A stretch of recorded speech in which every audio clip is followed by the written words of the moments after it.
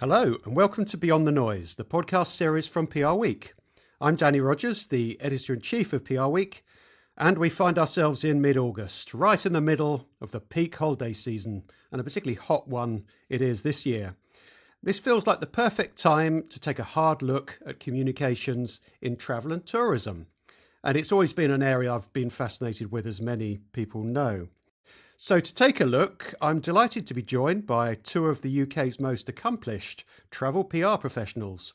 We've got Paul Charles, the former comms director of Eurostar and Virgin Atlantic, who for the past 10 years has run his own travel PR consultancy, the PC Agency. Hello, Paul. How are you? Hello, Danny. Very well, thank you. You been away on holes yet?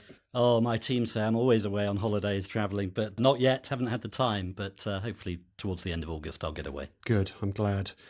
And we've got Jules Ugo, who spent 18 years as first managing director and then CEO of the Lotus PR agency, latterly the travel arm of W Communications, before setting up her own consultancy, Palma Partners, last month. Hello, Jules. You okay? Hi, Danny. Very well, thank you. Now, I happen to know you aren't actually having a break this summer, are you? Because you've got to focus on your new startup. Absolutely, yeah. It's a busy time and I'm kind of head down, managed to get away in spring. And like a lot of people in travel, we avoid the peak times anyway. Of course, of course. So indeed, I'd like to talk to you, Jules, about what you said when you launched Palma and Partners last month. You said it would be a new type of travel consultancy business model, one that offers strategic consultancy, PR, and representation for the tourism and hospitality sector. Can you explain briefly why this is a new model? I think I've been quite vocal that I don't think the traditional agency model really works anymore, particularly in the travel sector and particularly in the current climate we're in.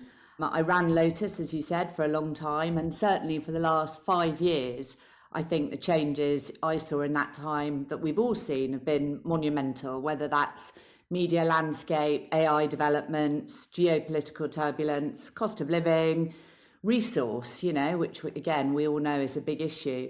And I think all of those things have had a huge impact. And the thing that when I step back and look at it, I see is that clients really need agility now and flexibility. And a lot of agencies don't have that built in. They're still running on very fixed hierarchical models. There's still quite a traditional structure to those models. They're quite fixed and formulaic in their approach in the work that they do. They're very much kind of heavily focused on junior resource. And again, what I'm seeing more and more is that clients need senior counsel and strategic support, and junior teams often can't supply that. And we're moving to a model, like everyone is, where, coverage isn't always the end goal. It's not always the most important part of the comms mix anymore. So churning out press releases, which unbelievably some agencies are still doing, just doesn't feel like the right mix. So what I'm trying to offer is something that's more senior. It's almost the opposite of that. Low fixed overheads, agility, senior counsel and strategy, but with a network of partners that really crosses across all of the kind of specialisms and skills that are required. Sure. Okay. I'm going to come on to Paul to put that to you in a moment, but I do think it's not just you saying this, Jules. I do feel that something fundamental has changed in the travel PR agency world. I mean, for years I've been putting together the top 10 lists of agency people who work in travel for the PRWeek PowerBook. And in recent years, quite frankly, I've really struggled when it comes to the travel sector to even find that many agencies of any scale working in travel. So something's going on. And even Fin Partners, which bought the well-known Brighter PR agency about a decade ago and have long been one of the biggest agencies in this sector, last month saw 4 significant departures from that agency, including the long-standing MD, Amy Skelding. So there is a sense that something's going on here. Paul, what do you think is going on? Well, I think Jules is right to some extent that there's always been maybe a type of agency operating within this sector. Traditionally, there have been a few large players and there's been a long tail. And that long tail especially has been made up of smaller agencies, sub 10 people, that often came out of another agency or out of an in-house role in some way, and which focused entirely on one particular part of travel. So maybe hotels or tourism boards or airlines or whatever it might have been. And I think that's where the change is happening, that now to be a robust, resilient, profitable, strong agency, you need to be specialized in the entire travel and tourism ecosystem. It's not just about one of those. You will fail if you carry on focusing at one of those. You have to be an expert and specialized in all of that. It's almost like a package. Ironic talking about holidays, but it's almost like a package that you need to offer. And it very much does need to be senior people who are driving that change, who are able to operate at the highest of top tables, who are able to mix with C group leadership and advise them. I'm sure we'll talk about AI at some point, but in the context of AI, CEOs need that human touch. And that's where things are moving, there's no doubt. But I think they've been moving in that direction for some years. Mm-hmm. And therefore, you're seeing a number of strong, bigger agencies grow bigger because they are already doing those things. There's not that many big travel PR agencies. No, there aren't. You're right, there's a handful. It's hard, I guess, for you to define that top 10 list because there are not many that haven't been bought. And the ones that have been bought, maybe were innovative in their day, but since have been consumed, I would argue, within those bigger entities and have effectively disappeared. True. And actually, just to pick up on a point that Paul's made, I think that's right about having to work across the mix. But actually, if you look at where the success is, a lot of the success lies in specialist hospitality agencies that actually are doing extremely well and are kind of really flying. So, yes, I think luxury hospitality is definitely an area of growth. What other areas of the traditional travel and tourism sector do you feel are particularly buoyant at the moment, either of you? Well, I think you have to be international, and this is where we've seen a lot of growth. It's not just about the UK anymore. A lot of those smaller agencies did well focusing on the UK market, employing, I would argue, particular types of people at account exec or account manager level. Now it's about being more international and more global. It's about employing great team members who are from overseas and many other nationalities to bring other perspectives. It's about making sure you're targeting international markets. We've grown into other markets recently and they're flying. So I think it is about having a broader international mindset. And that's what's changed, I think, in the last few years. It's no longer that local UK-only mix. It is very much around what's going on abroad. And that's what clients want to know as well. They want your opinion on that. It's kind of crazy that the travel industry of all industries has become not particularly global, right? Has failed to globalize. And I know, Jules, you're focusing on certain areas around the world with your business, aren't you? I mean, predominantly kind of my time at Lotus was always about emerging into new markets, and certainly things like opening up the kind of first female-led independent comms agency in Saudi talks to that. But very much I'm focusing on US, Europe, Caribbean and Middle East.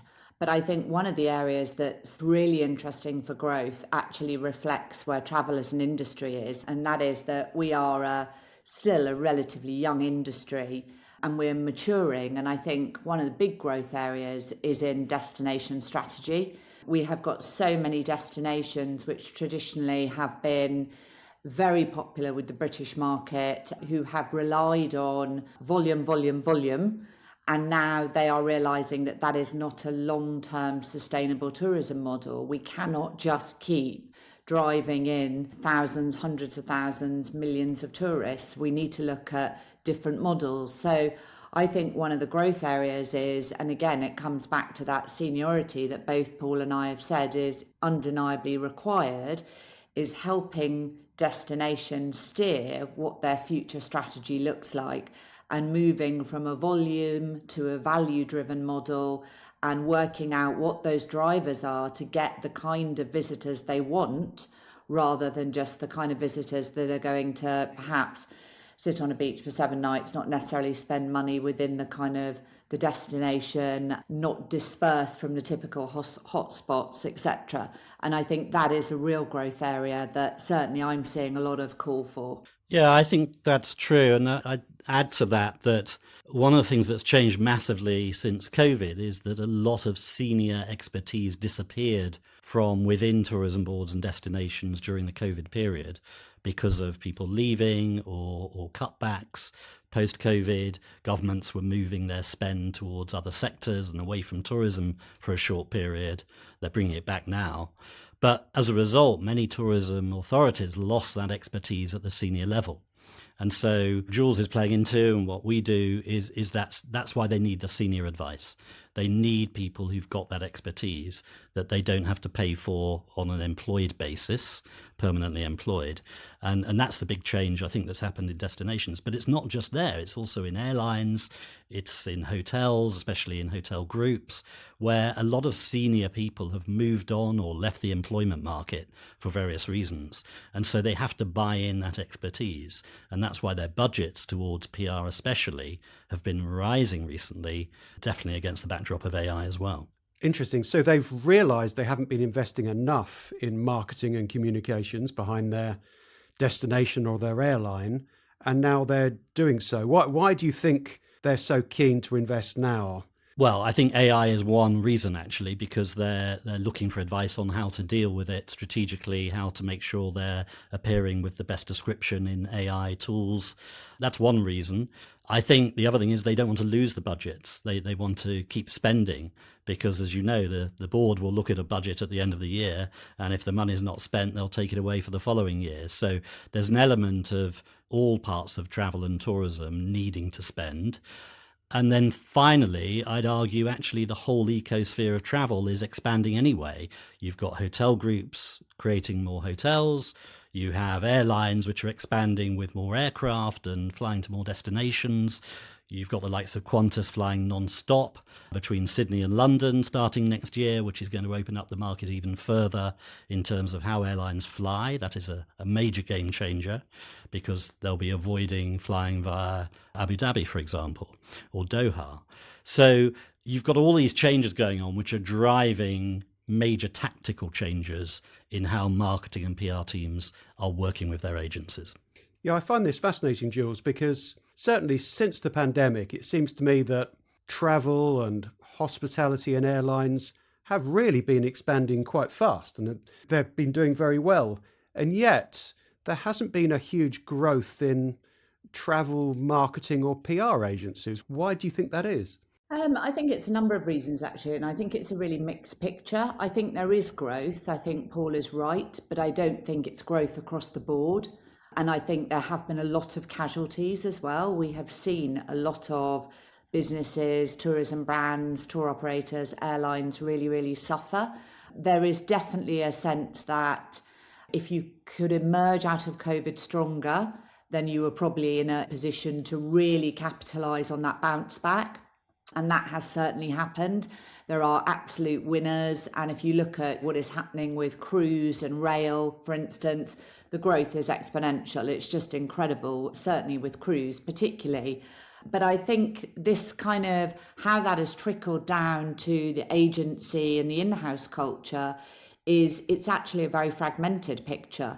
It's really interesting that, I find when pre-COVID or just after COVID even, I could be working alongside a CMO or a CEO with a marketing team of, 10 or 12 people and a roster of 6 or 7 agencies. That's just not the picture now.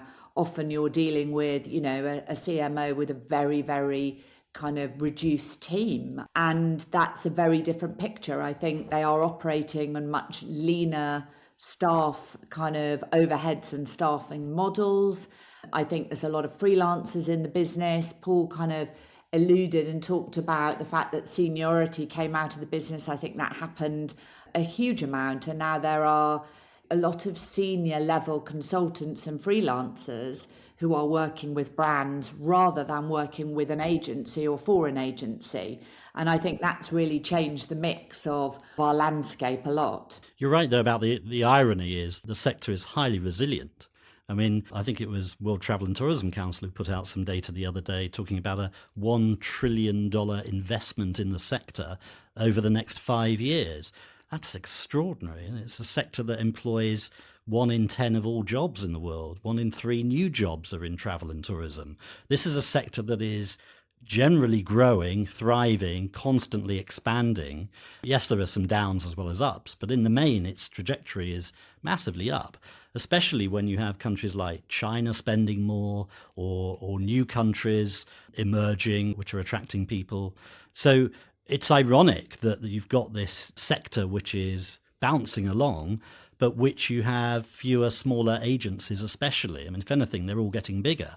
And I think a lot of the smaller players that we've seen over the years are arguably disappearing because they can't cope with the cost pressures or higher taxes like national insurance on staff, so they're employing fewer staff, or they simply haven't expanded internationally. And that's what we've done to make sure we're continually growing as well as the UK. But you can't just do the UK, I don't think, and think you're going to create a successful agency. Yeah, so it seems to me that, listening to both of you, that destinations and hotel groups and airlines see a huge prize here. They recognize the value of marketing their product and service, but they don't seem to be actually doing very much spending on marketing or communications. Is it because they don't understand how to promote their products in this new environment? Well, I think you could argue that they are spreading their budgets a little more. Where's it going? Well, it's going into digital, it's going into AI tools, it's going into more events. And that's why, as an agency, you've got to spread yourself into those areas and be an expert in those areas as well. And the smaller agencies don't have the bandwidth to be able to do that. So therefore, they're not getting this extra spend. There is extra spend there from the right travel and tourism companies that you focus on, and they're spending it in all markets, not just in 1 or 2. They're trying to be more global.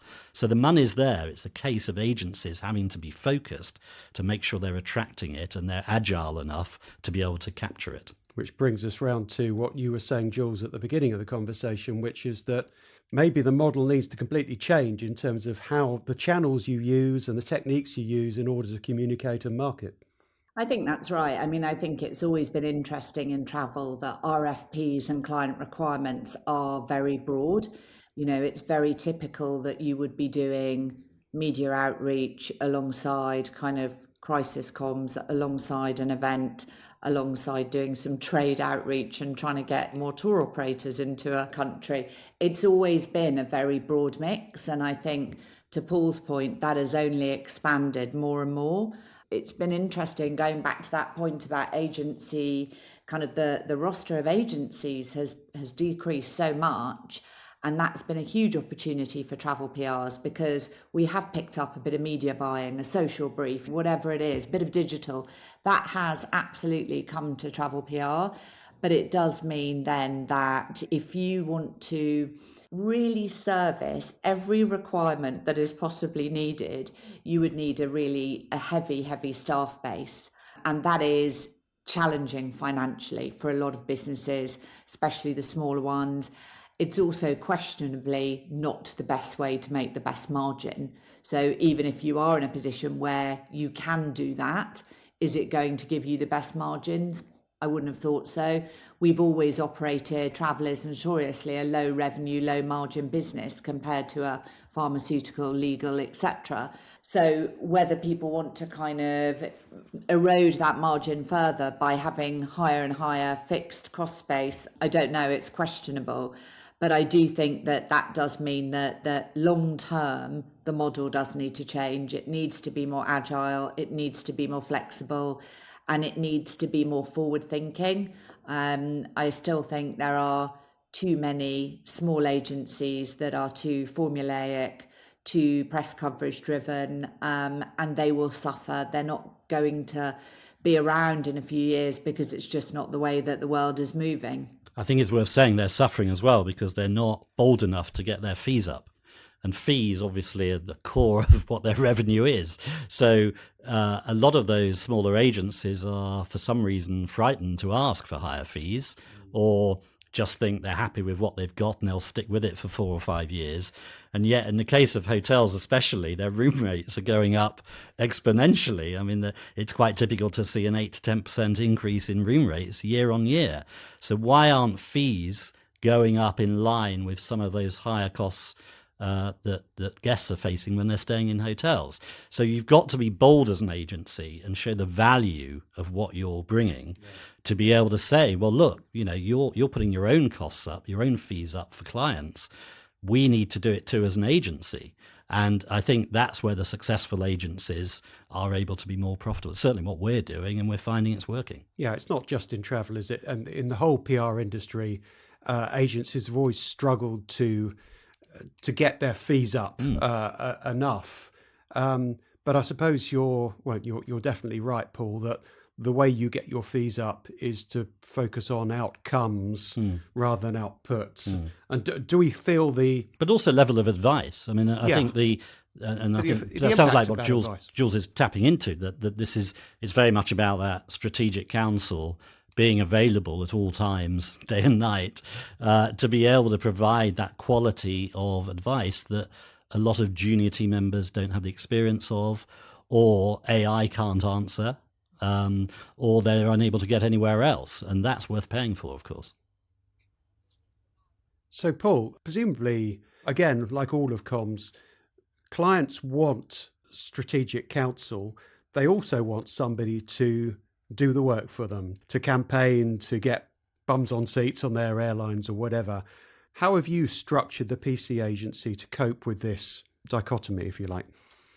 Well, I'm perhaps known, certainly among my team, to be very hands-on. So there is that mix of having that senior strategic input and counsel and being available, certainly for your top 20 clients. And we have 50 clients, so some of them don't need it, but certainly your top 20 should be available to me at all times to be able to chat about what they're thinking or what they need.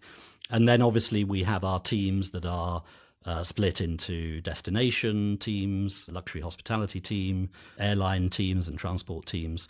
And they do the bulk of the work day to day, which involves being very proactive, sometimes reactive, but mostly proactive towards building the brand concerned. And so we split it that way alongside our digital team and our trade marketing team.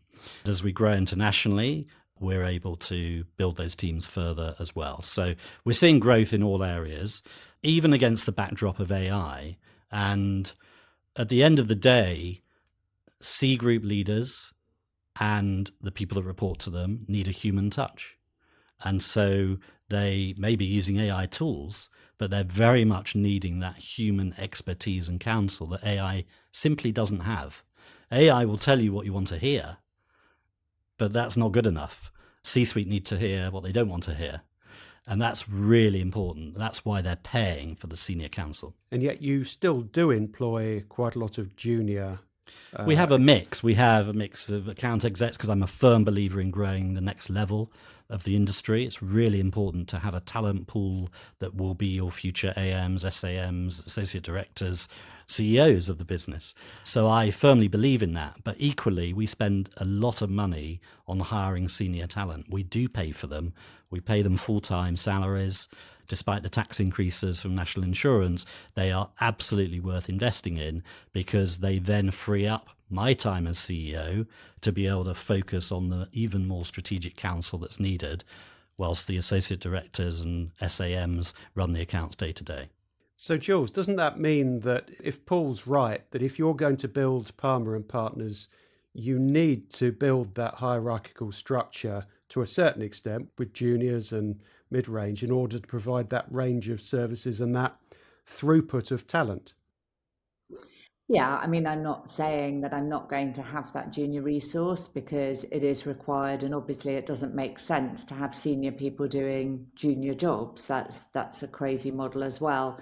But it also depends on the kind of business that you're going after. And certainly what I'm doing is more of the strategic work, more of the senior level counsel that does require a heavier mix of senior rather than the younger, more junior teams. So let's talk more about AI and talk about the changing nature of travel media generally, because of course, if we look back sort of 20 or 30 years, the model is very much there's a lot of travel editors, there's senior travel journalists, and the main job of the travel PR is to influence those people. But of course, everything's changed since then. We've had social media and influencers. We've now got AI bots and different ways of discovering of content and messages. What do we make of all this? Where's it going? Well, AI, I think, is just another tool. It's like Google was in the late 90s when it started. I think it was late 90s. So AI is simply another opportunity to find out information and garner different opinions and views. But the way AI is structured at the moment is it tells you what you want to hear. It can't really have that enlightened conversation based on depth of knowledge over decades that a C-suite leader may need in a crisis. It really can't. You need that human touch. So whilst AI is vital in helping to build a brand, it's only one of the tools in the toolbox. And of course, it's important that AI tells the right brand narrative of a particular brand you're working with, and that is part of the job of a PR consultancy these days, to get that right. It is only one part of it, and I don't think it will forever take over what PR is about. And I think it's right to say that if you look at something like ChatGPT, it's actually taking a lot of sources to form its opinions from traditional media. Correct. Yeah. So in that sense, it's being fed. I mean, AI is being fed by articles appearing in The Guardian, The Telegraph, wherever it may come from, BBC. The higher the domain rating, the better that information will be. But AI needs to be fed by traditional media. So in that sense, Jules, nothing's changed, right? You still need to do heavy media relations in order to influence the LLMs. I actually think that traditional media is now more important than ever. And I think it's really interesting that because of AI, traditional media is actually having a resurgence. And I think that's fantastic.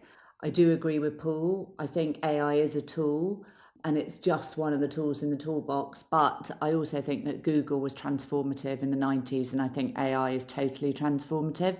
I think it's really interesting how quickly consumer behavior has changed and how our search behavior has changed.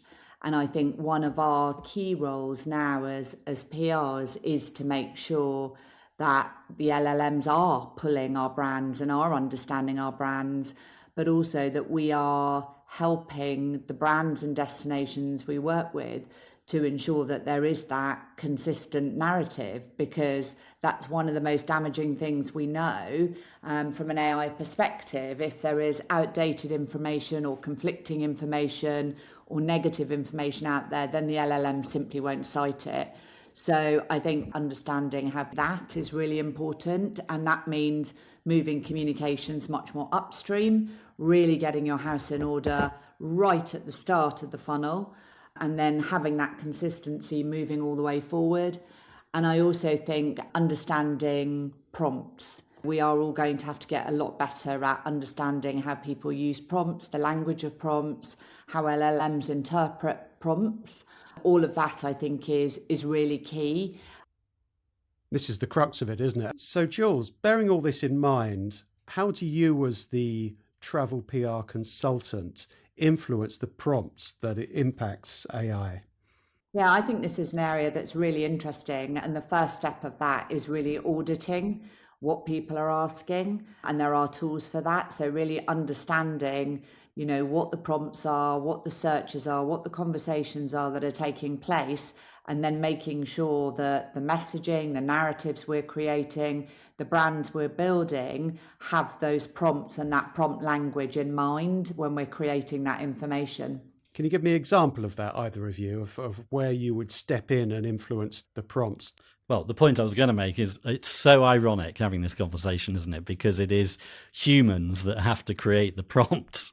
It's really down to the abilities of those who have been trained well, who are experienced, who have got several years of PR experience behind them to know what questions to ask to affect the prompt.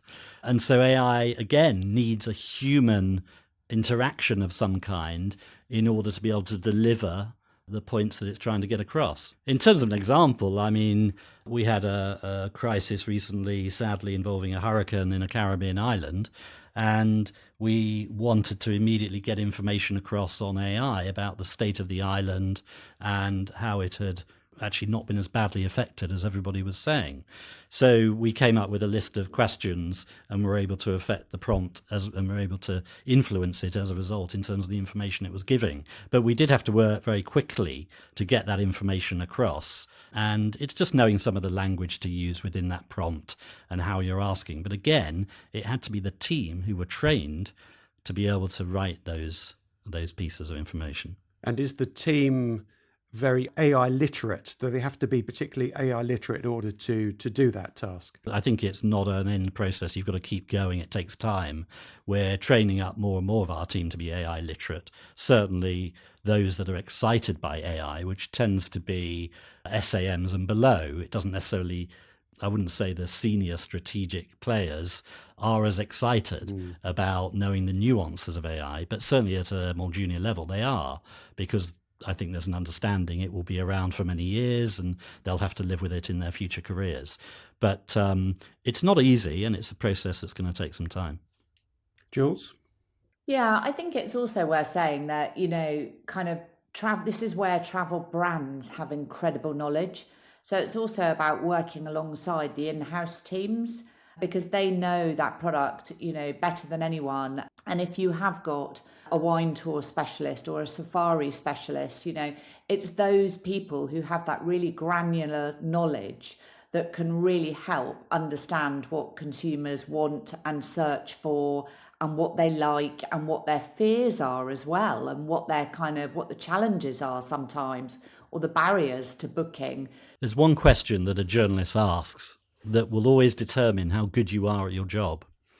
And that is always, and it never changes, have you been? So when you're talking about a destination or you're talking about a hotel, the question always comes in from the best or the worst journalist. Have you been? Because if you haven't been, you don't really know what you're talking about. So I'd rather put a lot of effort into ensuring our team visit our clients, that they experience it deep down for a couple of days or more, so that they can turn around with pride and say, yes, I have actually, and I loved it, and it was great for this reason, and it was brilliant because it had that level of service that I wasn't expecting. That's what's vital, I think, in the future of PR at whatever level, whether it's senior counsel or junior counsel. Knowing what the nuances of that product are about is really important.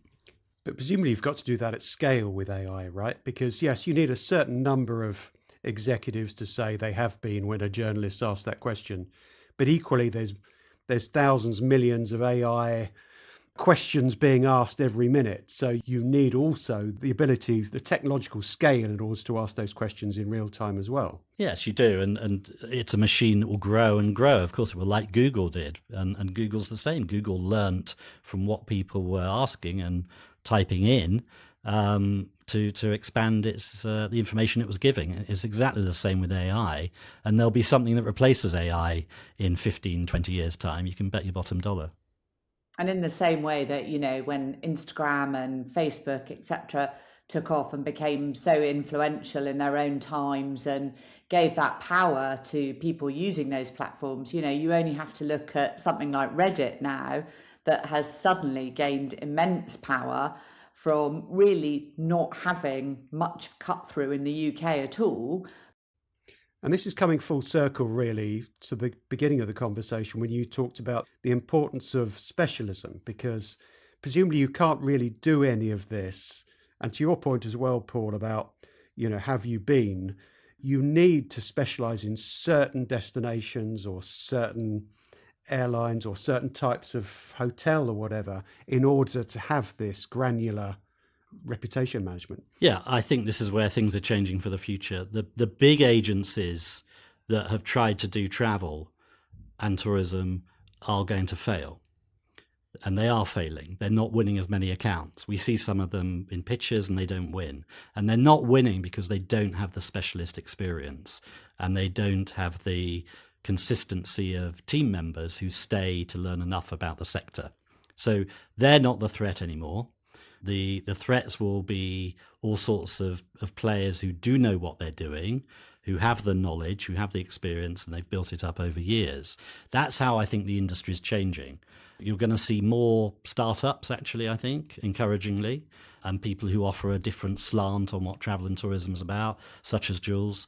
And that's exciting to me for the whole sector. I think that's right. And, you talked about this at the beginning, Danny, that there's a lot of change amongst the big players at the moment. And I think very frequently agencies have bought in travel because they thought it's exciting and they want to have travel and they think that it's great to have these big flagship brands as part of their agency portfolio. But the reality of travel is that it is hard, it is long hours, it is, as we know, the phone is going at 2 a.m. or it's a Sunday morning WhatsApp or whatever, because it is a crisis every week. It does need senior counsel. It's challenging to do travel well. And I think there is a full circle moment where a lot of the bigger agencies, a lot of the non-travel players who have bought in travel are realizing that it's not quite as glossy as they thought. The margins aren't quite as good as they thought. And the growth isn't there. Okay, final question then. You've both worked for specialist travel agencies for a couple of decades. What's the single thing that's changed most when you're running a specialist travel communications agency? I think culture is key, and it takes time to build a culture that people buy into, that enables your team members to stay with you, to enjoy, to deliver their best work, to be happy enough that then translates into happy clients. It takes time to build culture, and I think cultures have changed a lot in the last 10 or 15 years or so. It didn't used to be like that, as it were, 15 years ago. How has it changed? How have they changed? I think it's changed in terms of understanding flexibility of your team members, giving them more time to produce their best work, enabling them to think, not insisting they're in 5 days a week, etc., which is how it used to be, of course, for our clients. And Jules, what's changed most in your view? I think Paul is actually right, but I won't duplicate that. So I will go to media. I think when I first started, you needed to know 6 travel editors and about 3 freelancers. And if you knew them and you had good relationships with them, then your job was done. And that was really quite straightforward. And if you look at how incredibly more complex it is now, and the different elements, not just the media change, but the expectations that you have to be skilled across digital and media buying and sales and all of the other kind of parts of the mix. I think that is a huge shift in what is I've been around a long time in this industry, but it's still a reasonably short space of time to have seen such a huge shift. Okay, that's it for this week on Beyond the Noise. A huge thank you to Jules and Paul for this fascinating discussion on travel communications. I hope you have some breaks over the summer, and to all you listeners as well. So thank you for listening to Beyond the Noise. Do keep sending in your ideas for stories and themes for us to cover on the podcast. And do review the show on your podcast platform of choice. But most importantly of all, do come back next time. Till then, goodbye.